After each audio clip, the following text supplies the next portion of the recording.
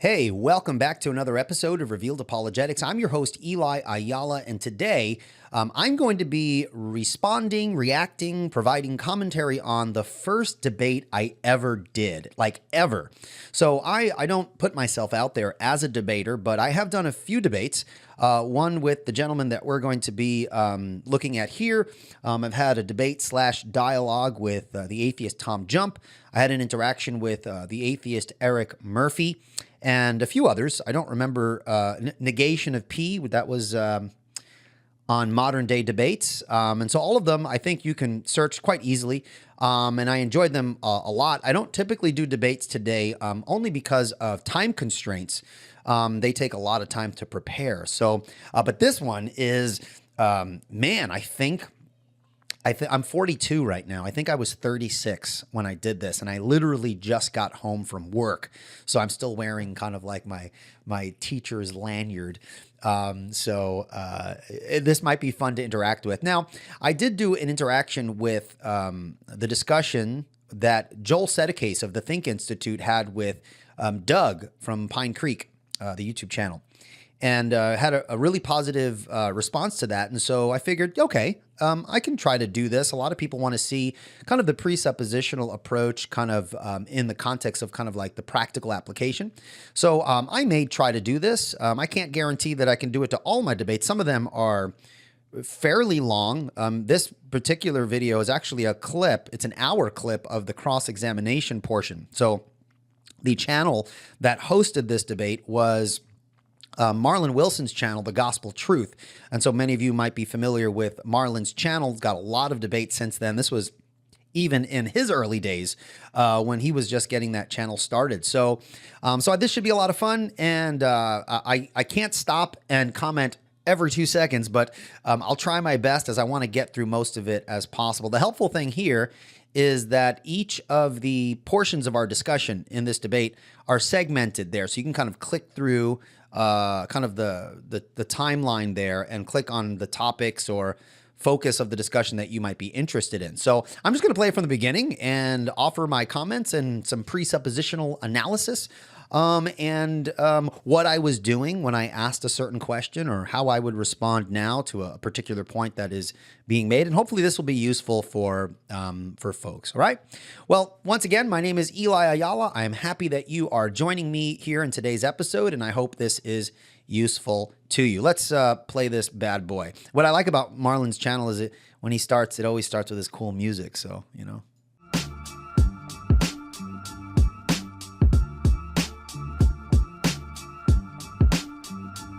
Eli, for those opening statements. All right, now we're transitioning to the core of the debate, the crossfire, the most exciting part of a debate.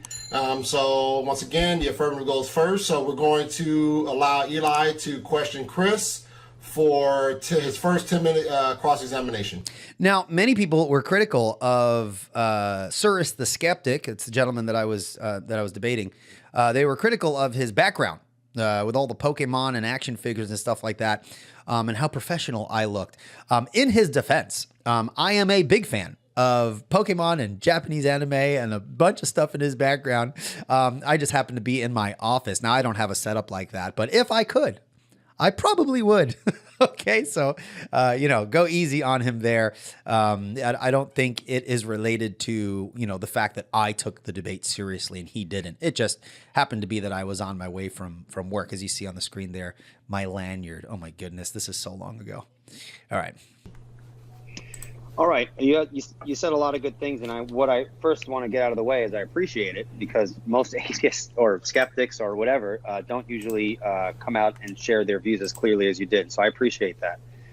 So you said that God... Yeah, that first point was in the context of the fact that Chris Stauffer, or Cyrus the Skeptic, kind of laid out his position, I think, quite clearly, which can be challenging.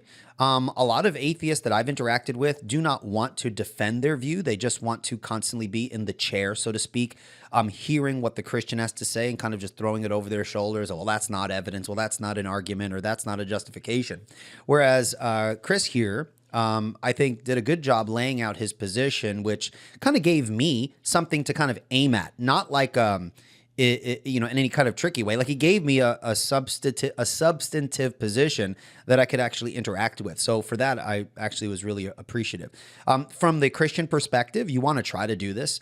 I know it's very easy that in the popular context, when we're using kind of like presuppositional apologetics, we tend to use a lot of the catchphrases like, the preconditions of intelligibility, the impossibility of the contrary, these sorts of things. And that's fine, but you want to make sure that when you're interacting in a more in-depth fashion, like in a debate or something like that, you want to be very careful to avoid, as best you can, broad generalities. Be very specific. Okay, so when we talk about the Christian worldview, what do you mean by the Christian worldview? When you talk about the impossibility of the contrary, what do you mean by the impossibility of the contrary? When you say by what standard, explain that, standards help us measure this, that, or the other thing. So you want to be able to judge when it is appropriate to use generalities and when it is appropriate to get into more of the specifics.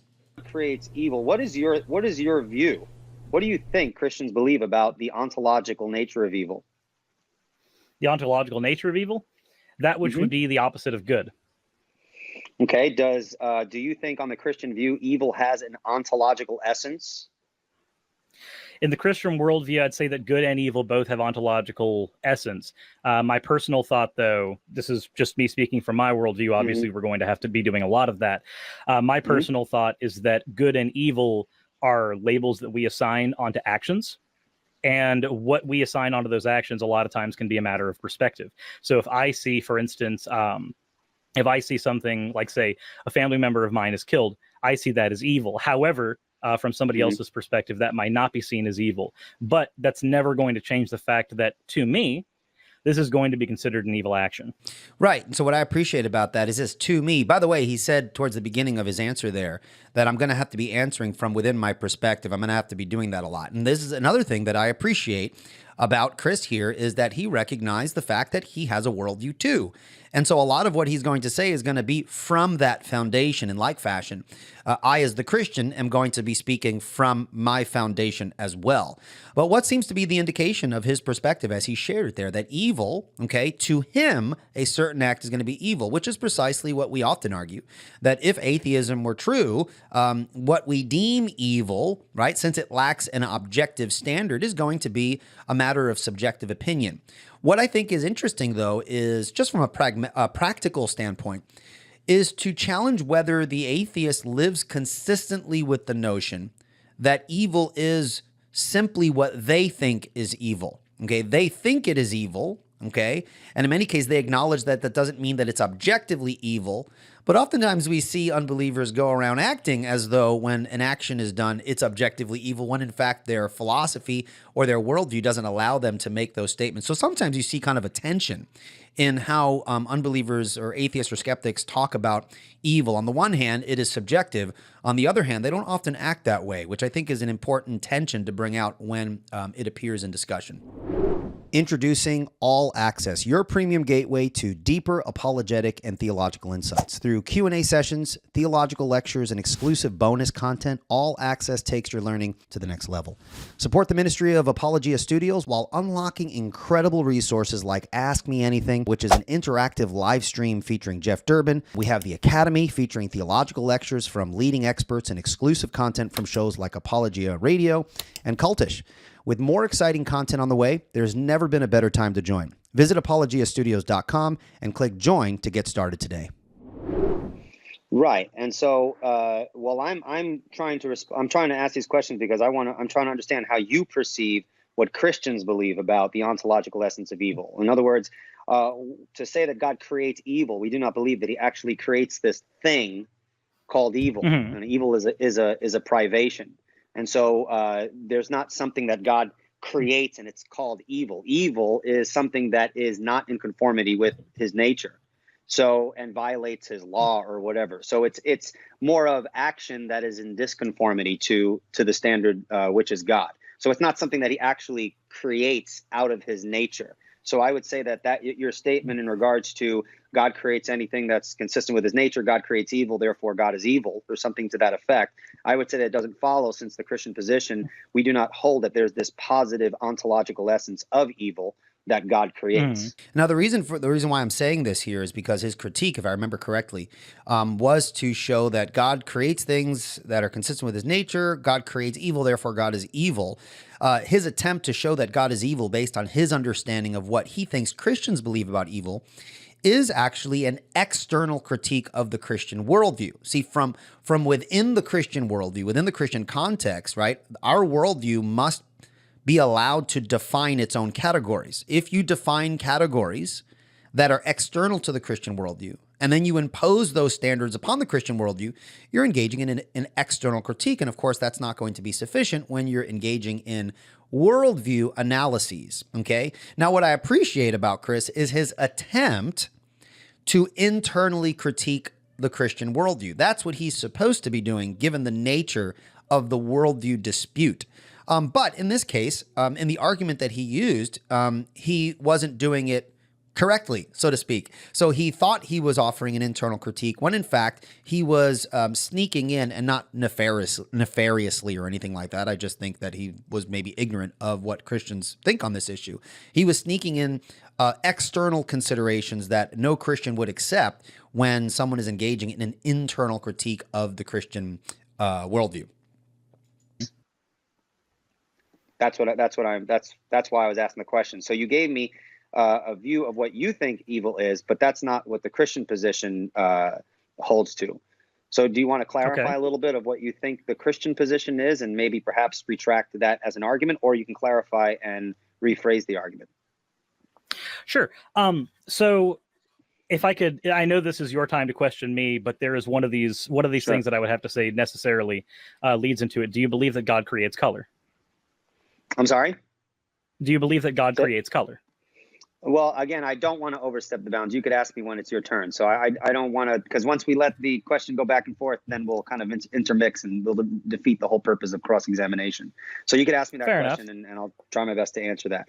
All right. Now, that's an interesting question. I'm not that knowledgeable in like the issues of ocular functions and light refraction, but I would say that everything that contributes to the eye receiving light and interpreting color the way that it does, I think that God created all of those things. But again, this is not an area that I am specific. I don't have a PhD in light reflection and ocular consideration, so I have no comment for that.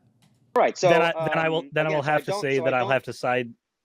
At that point, I'd have to actually sidestep your question, because my answer will necessitate your answer on that. So we'd have to move on to another question at that point. Okay. All right. So in regards to epistemology, you said you are a pragmatist, right? Yes. Do you believe in objective truth? I believe that the concept of objective truth can be useful. Do you believe that Do you believe that there is objective truth? I have a definition of truth, if that will work for you. Do you understand what I mean when I say objective truth? Perhaps you could clarify. Okay. I think objective truth deals with something that is true, independent of our personal opinions. So something is true, independent of what we think about. And there's something out there that's objectively truth. Do you believe that there is objective truth? And do you believe that it's possible for someone to know that objective truth? So for somebody to know an objective truth. Now, okay, so point of strategy here. I know that Chris is a pragmatist with respect to his epistemology. And the reason why I'm asking this question is because I do think that his position, driven to its logical conclusions, you would not know any objective truth about reality, which you'll see he's going to admit that he cannot know. Okay? My point was to bring that out by asking him about objective truth, right?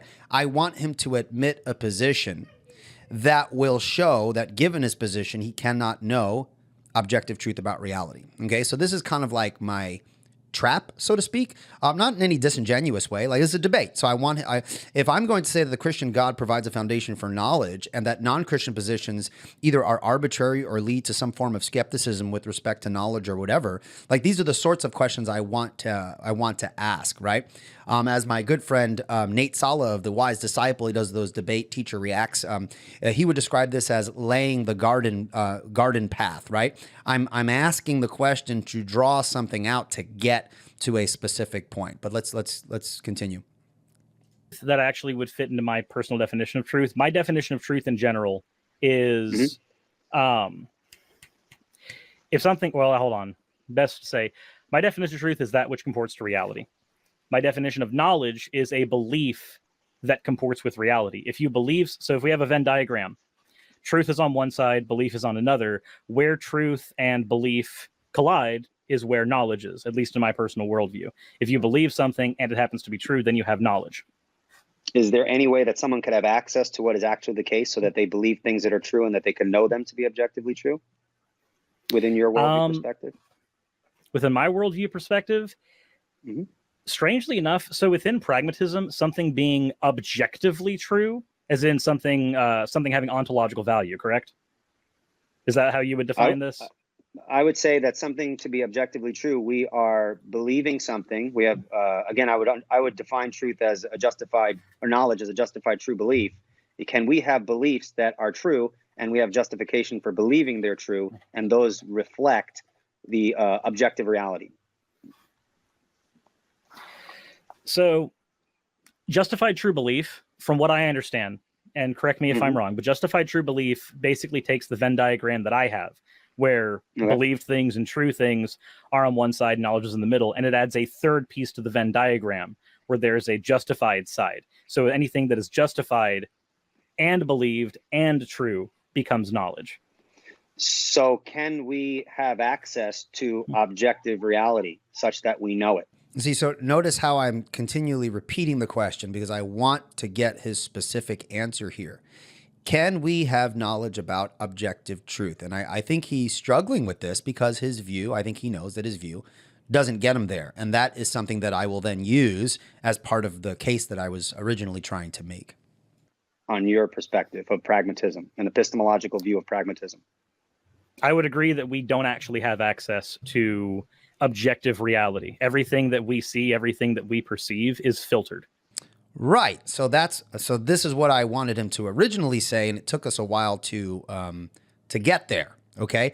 So this is where I think in terms of strategy, if I want to get somewhere, you want to be able to identify when the question is being answered directly, or is the answer being kind of evasive. And I don't mean that in kind of a pejorative sense. I think I do think that Chris was entering in this discussion in goodwill. But I do think that, and maybe you can see it yourself, I think he was kind of struggling with wanting to explicitly admit that because he knew where I was going to go with it. But again, my point, stands that his position would not allow for any knowledge of objective truth. And that's where I wanted him to kind of be open about, which he eventually did there. And let me see if I can go back. What are we? 6 minutes and 20 seconds. Let's go back here and hear him say it again. So can we have access to objective reality such that we know it on your perspective of pragmatism, an epistemological view of pragmatism? I would agree that we don't actually have access to objective reality. Everything that we see, everything that we perceive is filtered. Okay, so if that's the case, then would you say that your worldview system lacks the preconditions for intelligibility, since every worldview would have to have some forms of truth or something to undergird a foundation for knowledge? So intelligibility just has to do with whether or not it is intelligible. I know that's a bit of a tautology. Basically, if something can be understood or is accessible or digestible. Under pragmatism, yes, because literally, if something is unintelligible or undigestible, then it's going to be discarded. That's what happens in pragmatism. If something cannot be understood in its form, then it must be set up in a way and so that it can be understood while also still being true. So for instance, if I were explaining a mathematical concept to somebody and my method was unintelligible, then my method would need to be discarded and I would need to find a new method in order to teach the person. Now, I hope you can see kind of my issue with pragmatism here. Pragmatism as a theory of truth, I think ultimately collapses into skepticism, which is what I think he admitted, right? Because it denies the possibility of knowing objective reality while simultaneously relying on subjective utility as a substitute for truth. Think about it. If truth is merely what works, then truth becomes entirely relative to personal or societal preferences, which is self-defeating, right? The very claim that we cannot know objective truth is itself presented as what? As an objective truth, okay? Demonstrating kind of an internal tension there. Now, if pragmatism were correct, then any belief system, no matter how false, would be true as long as it proves useful, which means pragmatism has no way to distinguish between truth or delusion, okay? And I think this undermines any rational justification for knowledge because it severs truth from correspondence with reality, pretty much reducing all beliefs to mere, survival mechanisms or anything along those lines if he holds to evolutionary, perspective within his view of atheism and these sorts of things, rather than kind of a justified knowledge claims. Dr. Greg Bahnsen was a renowned Christian apologist, philosopher, and seminary professor, and his life's work is now at your fingertips with Bahnsen U. Bahnsen U aims to bring seminary-level education to every Christian anytime, anywhere, absolutely free.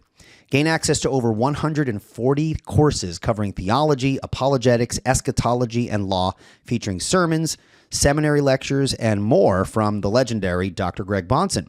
Now, if you sign up today at apologiastudios.com and join over 13,000 users already benefiting from this incredible resource, you will not regret it. And soon, they're expanding with Bahnsen U Plus and Bahnsen U Live, bringing fresh supplemental learning and real-time engagement. Again, go to apologiastudios.com and start your journey today. I think also pragmatism fails on its own terms because it doesn't actually accomplish what it sets out to do, right? Namely, to provide a stable epistemology based on what is useful, right? If truth is what works, then what works must be judged by some external criterion.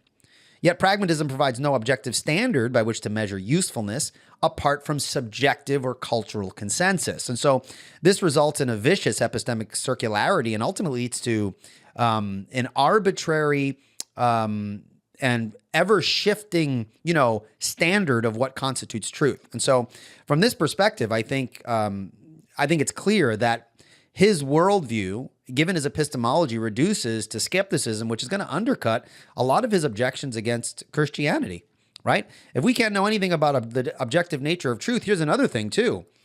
Listen to him when he says, we can't know objective reality, but then he makes claims later on, as you'll see, about knowledge claims, which again is going to be, it's going to express that tension within his own perspective. So I think those are important to kind of keep in mind and to hold someone consistent to the view that they've set forth. Okay? All right, let's continue. Okay, but when I say intelligibility, what is the preconditions for intelligibility? Well, logic has to be binding. We need to have correct reasoning processes within an epistemological perspective that is pragmatic, and that you don't, as you've admitted, you don't have access to objective truth. How can you hold those consistently within your worldview? That we need logic, these unchanging universal standards, unless you want to define how you understand logic. How do you have those things which we must know objectively, but within a worldview in which we have no access to objective reality? It seems as though, on the one hand, you would say we have no access to it, but then to even have intelligibility, you have to presuppose it, since you have to presuppose the validity of logical laws in there. Now, before we hear his response, some self-criticism here. Everything that I'm saying could have probably been expressed more succinctly. Okay, so I'm very wordy. Go easy on me. It's my first time ever debating, right? But the one thing that I would have done differently is to make my points more succinct and efficient, because obviously in a debate, especially when you're doing cross-examination, of course, the nature of Marlin's channel, when he does these kind of like the cross-examinations, there are these big gaps of time. So they're not as strictly timed as, a more professional, moderated kind of debate. But you do want to try your best to be as efficient and efficient in what you're saying. So there are a lot simpler and easier ways for me to express what I'm trying to get. But as you see there, I'm kind of presenting this stuff in a very wordy fashion. So there you go. They're unchangeable. So you've just made two. So you've just made two separate statements, and I want to point this out to you because I don't I don't think you're a bad faith actor, so I'm 90% certain you didn't catch that you said this. Okay. But you said one has to presuppose that we can ascertain, essentially, the ontological truth of something, if we can ascertain if something is ontologically true. And then you said, but on the other hand, you argue whether or not something is in fact ontologically true. Here we have a warring of issues. On the one hand, you're asking about personal perception. And on the other hand, you're asking about ontology. Personal perception is going to be a perception of ontology and a filtering of what is objectively true. As an example, I asked the question earlier, but I will say it in a statement form instead because it is required for this. Now, pay attention to this because his view is that one of the reasons why we can't know objective truth is because everything that we experience is filtered through our perception. And so there's going to be a gap between perception and objective reality, which sounds very Kantian if you think about it. If you know anything about Immanuel Kant had his famous noumenal phenomenal distinctions in terms of which man can know the phenomenal realm of experience and perception. But because man imposes his intellectual, conceptual categories upon his experience, that man never knows the noumenal. Man never knows the thing in itself. And so Immanuel Kant's perspective, I think, would reduce to skepticism with respect to knowledge of objective reality. So I want you to keep that in mind. That seems to be what he's suggesting, but let's listen to what he says. If you're familiar with the concept of is your green my green, this is a very common concept for things like color theory. Is your green my green basically says, if I'm looking at an item and I perceive that it is a shade of green, is that item in fact green? Is the ontological nature of this item's color green? Well, there's a lot of that. There's a lot of things that go into that. For one, my perception of it is that this object is green. If we just look at the perception of the shade, someone else's perception of that is going to be that it is a completely different shade of green. We can get 10 people to disagree on what shade of green a particular leaf is. However, if we actually look at what goes into making a green leaf green, we find that the only color that is absent in that leaf is green, because the leaf itself is absorbing every color except the green. It's reflecting the green, and that's why we see that. So is this leaf actually green? Well, again, we come to, well, no, ontologically, it's not green. So does it have color? Well, yes, it contains all colors. Well, no, it's actually containing wavelengths.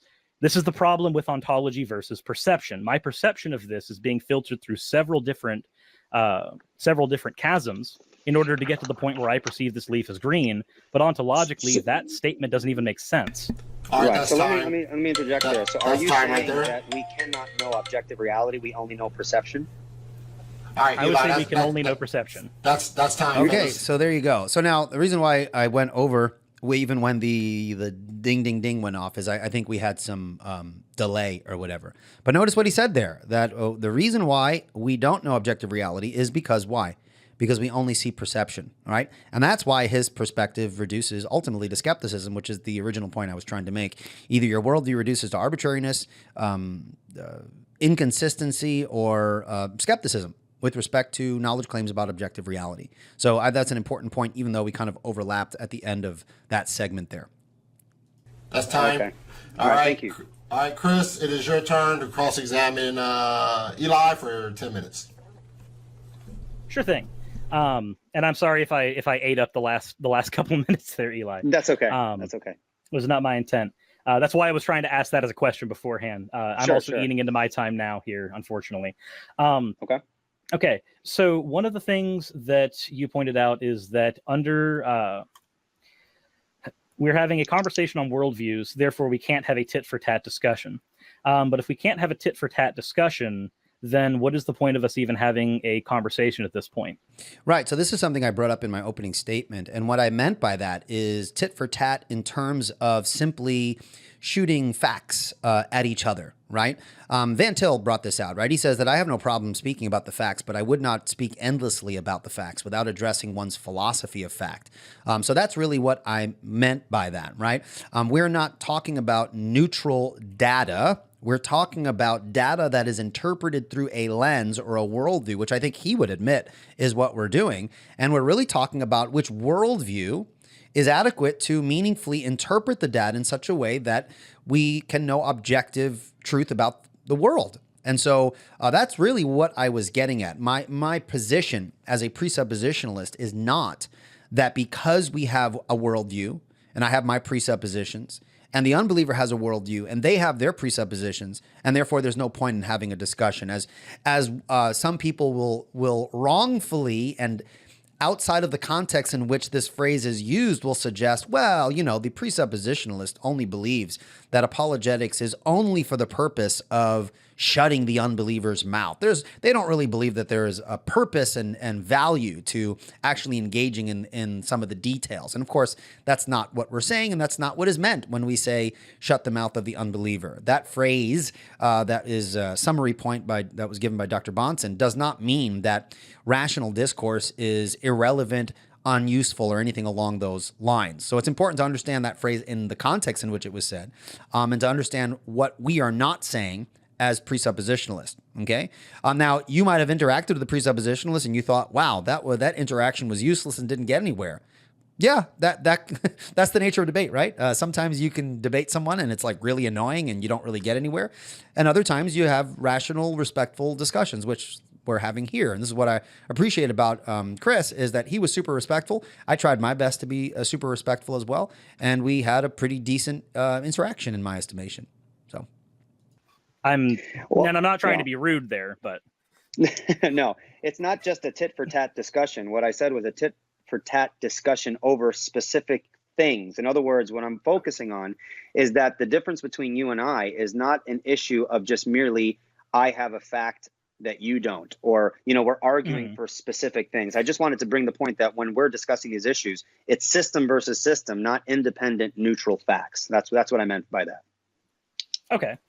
That's right. fair. System versus system. So the point is not the data in isolation to the worldview context in which the data is interpreted.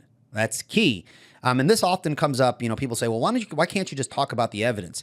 Well, because the way the unbeliever often asks for evidence is they ask for it in such a way as though the evidence is just there. Give me the evidence, as though worldviews are not the more foundational issue, right? So I have no problem talking about evidence, right? When someone says, you know, give me credible evidence for your perspective. Well, I could do that, but then even the concept of quote unquote credible evidence is worldview dependent, right? Which what one thinks is credible is going to differ from someone else's view of what is credible. What's credible is going to be dependent upon your presuppositions. And if I disagree with your presuppositions, if I disagree with the framework through which you're viewing the data, then obviously that's going to be an issue. I'm not simply just going to jump into a discussion of quote unquote the facts as though facts are just this neutral category, or, you know, when you interpret facts as evidence for the truth of some conclusion or some proposition, right? The point is that there are deeper issues at play here that are impacting why we interpret the facts and data and so forth the way that we do. And so that's the reason why I tend to continually repeat, well, it's about the presuppositions, it's about the worldviews, right? So very, very important to keep in mind that context. And then another point you brought up stemming from that, the debate isn't about facts, it's about worldview systems. If your opponent desires to discuss a particular point, that point can only work in reference to a worldview. So for instance, if I were to ask you the nature of truth, you would embed that in God, correct? I would say that God is the source of all truth, because creation reflects, you know, what his plan, his purpose, everything that is made. Right. That is my worldview. So if you ask me to define truth, because every fact is interpreted in light of a worldview, I'm not going to speak of truth as though it's independent of my worldview, right? For me, because I'm a Christian theist, I believe in God. And the kind of being that God is in my worldview is the kind of being that creates and defines and sustains all of reality. All right. So truth is going to be defined within that context, not in some neutral category. Made is understood within that context. So things are true because God makes them true. Okay. So my question then becomes, one of the criticisms that you gave for, and it's one of the things that you noted that I didn't do, so I do thank you for noting that, is that there's a slippery nature where a lot of skeptics are concerned, where they take the lack of belief position and then just say, I'm not convinced, I'm not convinced, I'm not convinced, and they won't actually give you, this is my worldview, this is how I came to it, these are my positive assertions against a particular type of God. They just hide behind, I'm not convinced. Do you see there as being any functional difference between that slippery nature and the nature of being able to hide behind, well, nothing's true without God, so therefore everything doesn't work without God? Right. So when I say nothing works without God, that's not hiding behind something. Although many cases when someone says, well, I just lack belief and they don't offer anything, many cases that is hiding. It's either hiding or it's ignorant of the fact that folks don't recognize the reality that when we're disputing worldviews, right, it requires us to lay out our views. The Christian does it and the skeptic disagrees. That's fine. But sometimes the skeptic doesn't lay out their view at all, or they're very apprehensive about laying out their view because they try to avoid criticism, right? That's not everybody, of course. I mean, Chris himself, he laid out his perspective and we were able to interact with it. That's not the case with what the Christian presuppositionalist is doing. Maybe some presuppositionalists do that, but we're actually making an argument, right? We're arguing for why one ought to start with God. That is the nature of the transcendental argument, whether you agree with the argument or not. It's not simply hiding behind, quote unquote, God. Now, from our perspective, we actually believe that the triune God who has revealed himself both in general and special revelation does in fact provide those necessary preconditions for the very possibility of knowledge and intelligible experience. We're not hiding behind God. That's actually our worldview, right? You might say, well, it's so dumb to believe that. That can't possibly be your reason. You have to be hiding. It's like, no, like, I actually believe what I believe. And people think that that's silly or whatever. But again, what's silly and not silly, or foolish and not foolish, or credible or not credible is going to be dependent upon your worldview and your presuppositions. That's why we see these things in such a different light, right? So let's continue on. I think it's irrelevant. I'm not, the nature of my argumentation is not that I'm hiding behind God. I actually think that the worldview of the Christian worldview actually is the preconditions. I'm not just saying God, just answers the question, but it just so happens that from my perspective, I think God does answer questions much better than the non-God position.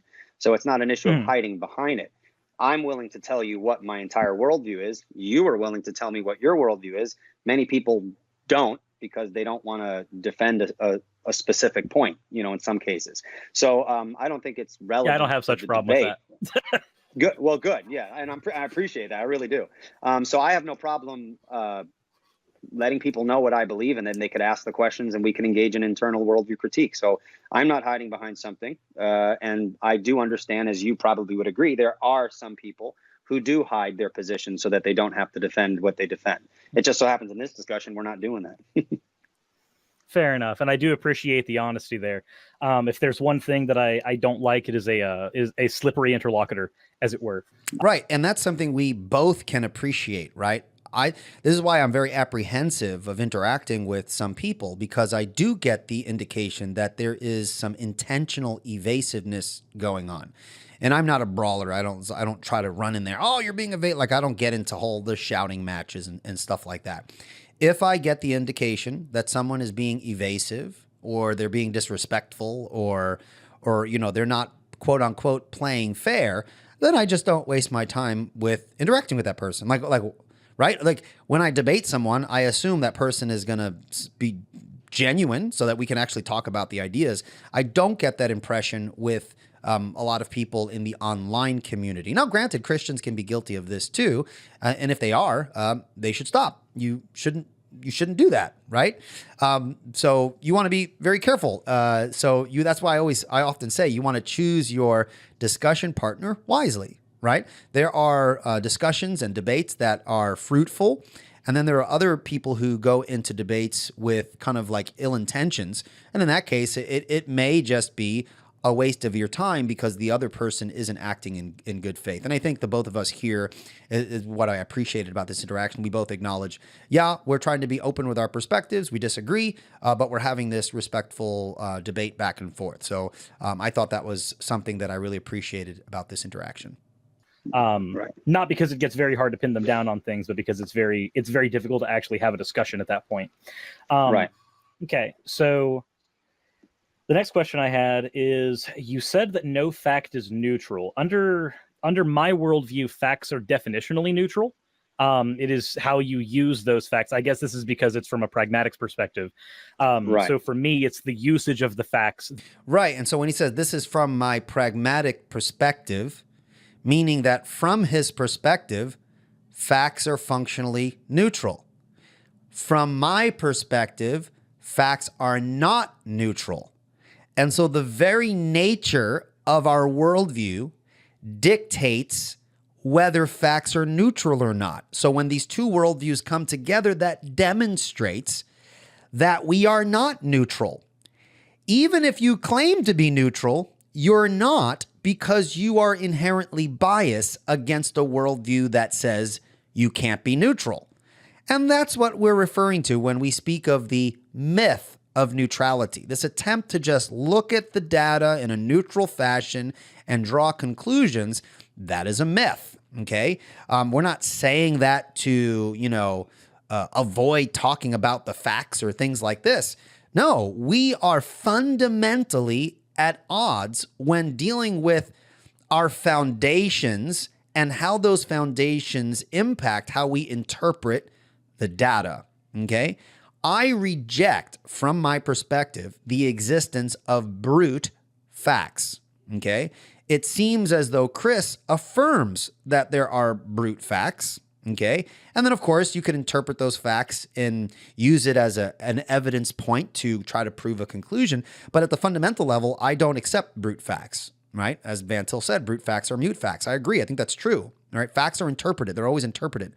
Now, someone might say, and I've mentioned this in other videos as well, is that the Christian can't avoid brute facts because, on the Christian perspective, God is a brute fact. And of course, that's incorrect, right? From a Christian perspective, God is not a brute fact. The existence of God is, for example, brute facts are facts that are contingent facts, and they have no internal or external justification or explanation for their existence, okay?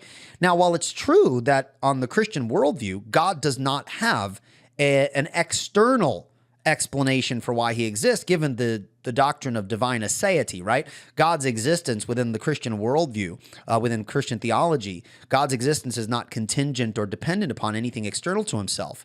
But God does have an internal explanation for why he exists, right? And if God has an external explanation for his existence, then by definition, he's not a brute fact, because brute facts don't have internal or external explanations for their existence. And the internal explanation for God's existence is that God exists out of a necessity of his own nature.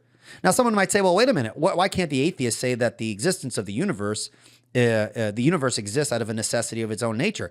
They can say that, and then we'd have to continue the discussion. But once you say that, then the universe is no longer a brute fact because you assert it as a fact with an explanation as to why it exists. Right? So things could exist in either two ways. Either you exist because the thing exists because it's contingent upon something external to itself, or it exists, this is the internal explanation, it exists because it is the nature of that thing to exist. Okay? So if you're going to posit brute factuality, right, there's a route where the discussion can go. And if you're going to posit something as a fact that has a justification or an explanation, rather, I don't want to mix those terms up, then there's a direction the conversation can go then. Okay, so super important. That cause the facts to be either for or against any particular position, but I view facts personally as neutral. Could you clarify the statement, facts are not neutral? In other words, me and you will understand the foundation of any fact in completely different ways, given the diametrical opposites of our worldview. Since God created everything on my worldview, every fact is what it is, because God created that fact to be what it is. Right. And his worldview, a fact, ultimately speaking, is going to have a different understanding at a foundational level. Now it is true that we could on the surface level agree, like, I'm holding a phone in my hand, right? Let me move this here. So I'm holding a phone in my hand. We could agree, okay? Or, we can observe a cat walking down the street or a dog. We can agree, yes, it is a fact. There's a cat there. But when we actually get into the foundation, like the fundamental level of our worldview, anything that we assert as a fact, we're going to have different, we're going to have a different foundation. For me, facts of reality are an aspect of creation, and therefore their meaning and intelligibility are something that is given by God. Whereas for the unbeliever, that's not going to be the case. So at the surface level, there's agreement. In a practical sense, we can communicate. I can talk about the cat, I can talk about the dog, and he can talk about the cat, he can talk about the dog, and we'd have a meaningful conversation. But when we're dealing at like the worldview level, then yeah, there's going to be a distinction that's going to be relevant when we are in an interaction over whose worldview is true, right? So those are super important. This is the nature of the debate. I'm not saying that, we can't share facts generally speaking. I'm saying that at an ultimate fundamental level, yeah, we're going to differ over how facts are interpreted. And so you don't hold to that. And so for me, there is no such thing as casting my worldview aside and then you casting your worldview aside and then just making sense out of this independent, worldview independent piece of data. So I would deny the existence of brute facts. I don't think brute facts speak for themselves. I think facts only make sense within a worldview context. And so in that sense, I would say they're not neutral. We can't interpret a fact independent of an intellectual framework with which we use to interpret the fact. Okay, so you don't view brute facts as a thing that exist in an abstract sense, mind you, not exist as in this has ontological value. Uninterpreted facts. Uninterpreted facts. Okay. Right. So do you accept, I'm fairly certain you do, but do you accept axioms then? Some axioms, yeah. Axioms are, it depends, because when you get into, I'm a presuppositionalist. When you get into presuppositionalism as an apologetic methodology, you have two branches between Cornelius Van Til and Gordon Clark. And I think a key distinction here is that Clark held that the Bible is the word of God is his axiom. And he would define axiom as something that cannot be justified by appealing to something external to itself. Anyone could pick any axiom, and so there's no justification for it. He just thought that if you pick an axiom, it needs to be able to coherently build your worldview. Whereas on my perspective, I don't take axioms in that fashion. As a matter of fact, I rarely use the term axiom. I would use, and I kind of just use this myself, I don't know if there's actual technical terminology for this. I would say that I have an ultimate presupposition. Now, I think the faulty thing about how people understand presuppositions. Now, a criticism of myself here is that in the past, in my earlier days of studying apologetics, I was influenced by the philosophy and apologetic methodology of Gordon Clark. And so there was a time where I used axioms and presuppositions interchangeably. For example, in my discussion with Doug from Pine Creek years and years ago, I often spoke of axioms. And it was at that time where I was kind of toying with Clarkian the Clarkian perspective. And so I was still in the process of reading and hashing out and kind of clarifying the terms that I'm using and understanding them. So I was still at a learning process there in terms of navigating those topics. But yes, I would make a distinction between the apologetic methodology of Gordon Clark and that of Cornelius Van Til. For you see, Gordon Clark believed that axioms could not be justified. Okay, so you pick an axiom. He believed that the Bible is the word of God written. From that axiom, you can logically deduce the rest of your worldview, and that worldview is the most consistent.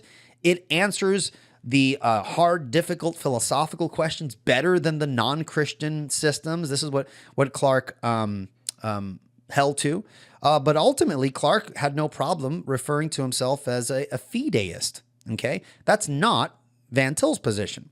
Van Til believed you could justify your ultimate starting point. You just don't do it by simply appealing to something external. You couldn't, because once you appeal to something external to your ultimate starting point is no longer your ultimate starting point or your ultimate authority. Rather, Van Til believed that you can justify your ultimate starting point transcendentally. Okay. But he did believe it can be justified. So when folks say, well, an axiom can't be justified, yeah, depending on how you're understanding the term axiom, or presuppositions can't be justified, well, that depends on how you're using a presupposition. I don't equate presupposition with axioms in the Clarkean sense or, the Cartesian sense or anything along those lines, right?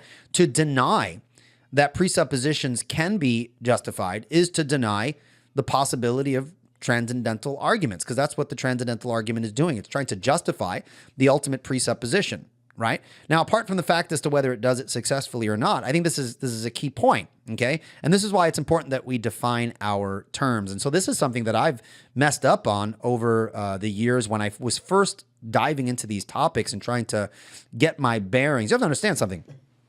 I have 2 master's degrees, a Master of Arts in Theological Studies and a Master of Divinity with a theological focus. I took 1 semester of apologetics, okay? So I have very little formal training in apologetics. The majority of my own personal study, my own study in apologetics is through my personal study. So there are times where I did not have any guidance to make those distinctions, and I was trying my best to navigate, the material that I was reading. So how I would have expressed myself here now would be much more refined than how I've done in the past all those years ago. So again, that's important to keep in mind, because I'm sure someone could find a video out there where I say, hey, this is my axiom, when in fact, I'm not intending to mean it in the Clarkean way necessarily. All right? Okay, let's continue. Can you still hear me? I can still hear you just fine. Okay, because I lost these AirPods. See, this ran out of battery, so I'm going to recharge this and switch. Yeah, that's how you know. I was 36 years. I'm 42 right now. I was 36 years old when I did this. I think I was 36 around there. So you could tell because that's when I had the original AirPods. Now I have the cool, the AirPods 2 where you got the noise cancellation and all that fancy stuff. So this is like old school back in the day. So between them. Just so you know, these guys are only $20. Okay, so thank so you very much. If you wanted to get a replacement that doesn't have a battery. Okay, sounds good. So I would take my foundation not as an axiom, but as an ultimate presupposition. And I think there's a fault in people's understanding of a presupposition, and that there's a common understanding that presuppositions are assumptions without justification. And I deny that. If someone were to say that a presupposition is an elementary assumption without justification, what they're doing is actually implicitly rejecting the reality of transcendental argumentation. Since transcendental argumentations try to justify presuppositions, not by appealing to something external to itself, but by appealing to its transcendental necessity. Kind of like that example when I used logic. Deny it and you demonstrate it, because logic must be something that's actual in order to deny it. It's a lot like when somebody says they think philosophy. Cool, excellent. Okay, so my. By the way, that transition you saw is not me editing the video.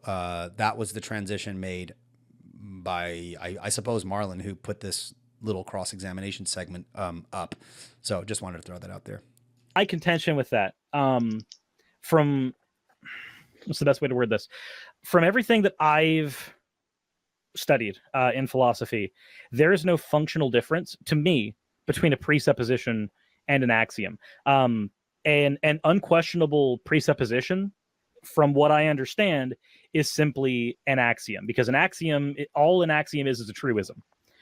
It is a principle or a dictum. Something that is regarded as being established, accepted, or self-evidently true. So if you presuppose God, no, obviously, if you say something is self-evident, if that's an indirect way of affirming brute facts, then I mean that's not true. Not everyone affirms brute facts, right? Not everyone affirms that certain things are quote unquote self-evident, right? That's not what. Not everyone affirms it. Right? You don't get to exclude, like, someone's like, no one in philosophy accepts that. Well, you don't get to exclude Christian philosophers who challenge that notion just because they're well, real philosophers never say that, but Christian philosophers, they're not real philosophers. You don't get to do that, right? Christian philosophers have rejected brute factuality, and others and other kinds of philosophers as well. So you want to be very careful when something is, quote, defined in a certain way. That's just what it is. That's not always the case. You want to pay attention to that. God, you are saying that God is self-evidently true. He is justified in and of himself by simply being himself, correct? Well, I would disagree with your understanding of the presupposition as seeing no functional difference between an ultimate presupposition and axiom. To say that there's just functionally no difference is to implicitly deny the validity of transcendental arguments, because the very fact that an ultimate presupposition, my ultimate presupposition, and not just this presupposition of God, but say, for example, the assumption of logic, it is an ultimate starting point, but it is justified. It's just not justified in the same way some other presuppositions may be. So when if you try to justify a presupposition, but an ultimate. So this is just the difference between kind of an assumption and kind of like an elementary assumption that's necessary for intelligibility or knowledge, right? We're dealing with ultimate foundations, not like secondary issues that we happen to assume or anything along those lines. When I talk about an ultimate foundation, I'm talking about the bedrock starting point that holds up everything else in my worldview. That is not justified in the sense of appealing to something external. It's that that foundation is justified transcendentally. That's what I'm referring to here. Presupposition by a standard outside of itself, then that presupposition is no longer your ultimate standard. The ultimate standard is the thing by which you judge the validity of that prior presupposition. You just cut out. I can't hear you anymore. It is justified by an appeal to its own transcendental necessity. That's the difference. Now, I'm not sure how much you've studied in this area. I would have one question. Not... One question for Eli. It's regarding to the debate and not regarding to the debate at the same time. Can you send me after this debate any reading that you have done on the nature of axioms versus presuppositions so that I can read those? Because you're the first person that has tried to argue that axioms and presuppositions have any functional difference that I've seen. Wow. Okay. I mean, have you ever studied the works of someone like Cornelius Van Til and Greg Bahnsen? I have not, though I have several Calvinist friends who have, and I've had I'm not sure if you're familiar with RCA, for instance, Reformed Christian Apologist. Okay. He's an apologetic YouTuber as well. You guys actually, because you guys are both Calvinists, you might get along. A lot of my study here is through audio and things like that, and I wouldn't know which page, but I could give you resources where you can kind of see a presentation of a transcendental argument, so you can kind of see what they're doing. If you want to send that to me, I'll gladly digest it. Yeah. Okay. Okay. So, do you want to continue that 30 seconds, Chris, or do you want to conclude? No, that was my 30 seconds. Okay, that was your 30 research seconds. Material for post debate. Sounds good. Okay, Eli, you got the second. Go for 10 minutes. All right, so I'm going to stop here. We're at 20 minutes and 37 seconds, and it appears that I am probably going to break this up into segments. So this will be part one, and then I will try to continue. We'll see how long it takes for me to get through this. The entire interaction here, this cross-examine, is about 1 hour and 1 minute. 58 seconds or something like that. Is that what it says there? Yeah. So I'm going to cut this up into different parts. So hopefully this has been useful. Stay tuned for the other parts. This is a lot of fun. I'm going to try to do this with some of my other debates as well. And leave in the comment section if you like this kind of like debate interaction sort of thing where I provide my commentary and explanations. If this is something useful to you, I'll try my best to do more content that is similar to this. Let me know. And if you have a topic that you'd like me to address more specifically and in more detail, you can email me at revealedapologetics@gmail.com. So I do read my email, as I often say when I give my email out. So if you want me to cover a topic, let me know. But apparently these are somewhat popular. People like this interaction. They get to see kind of me share my thoughts and things like that.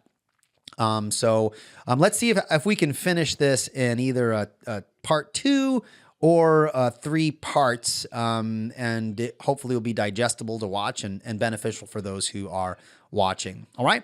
Well, thank you so much, guys, for spending time with me. Until next time, take care and God bless. Bye-bye.